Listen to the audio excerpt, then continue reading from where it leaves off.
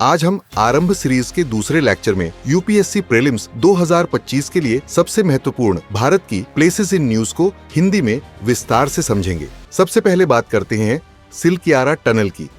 स्थान: यह सुरंग उत्तराखंड के उत्तरकाशी जिले में यमुनोत्री राष्ट्रीय राजमार्ग पर स्थित है। सुरंग 4 धाम ऑल वेदर रोड परियोजना का एक हिस्सा है। ये 4.5 किलोमीटर लंबी उत्तराखंड की सबसे बड़ी सुरंग है। यांगती कुती वैली: यहाँ जलवायु परिवर्तन के साथ साथ हिमनदों के बढ़ने की कई घटनाएं देखी गई हैं। स्थान: यह तिब्बत की सीमा से पहले की अंतिम घाटी है। यह काली नदी के मुख्य जल स्रोत कुटी यांगती नदी द्वारा निर्मित है। सिगुर प्लेट्यू: यह पठार तमिलनाडु की नीलगिरी पहाड़ियों में स्थित है और पश्चिमी तथा पूर्वी घाटों को जोड़ता है। साथ ही यह नीलगिरी बायोस्फीयर रिजर्व और UNESCO world network of biosphere reserve का हिस्सा है। ओ वैली: हाल ही में यहाँ हाथियों के कारण मानव मौतें हुई हैं। ये जगह तमिलनाडु, केरल और कर्नाटक की सीमा का संगम स्थल है और मुदुमलाई राष्ट्रीय उद्यान तथा न्यू अमरम्बलम आरक्षित वन के बीच स्थित है।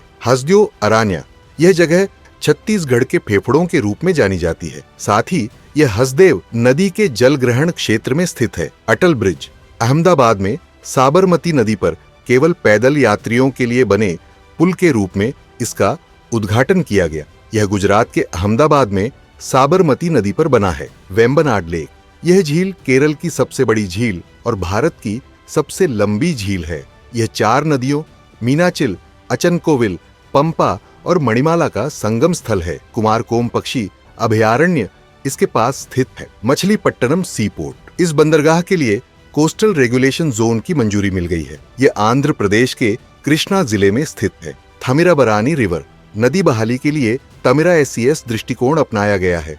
यह तमिलनाडु की एकमात्र 12मासी नदी है।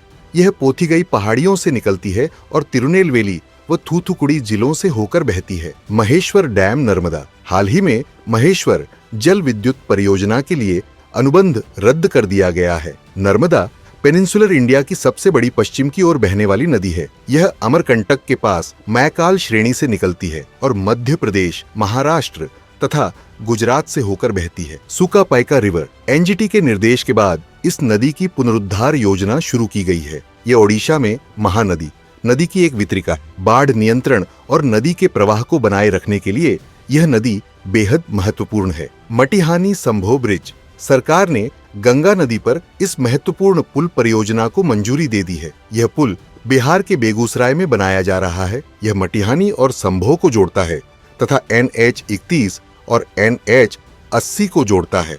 आज के लिए बस इतना ही। जाते जाते कमेंट में जरूर बताइएगा कि कैसा लगा आपको आरंभ सीरीज का दूसरा लेक्चर।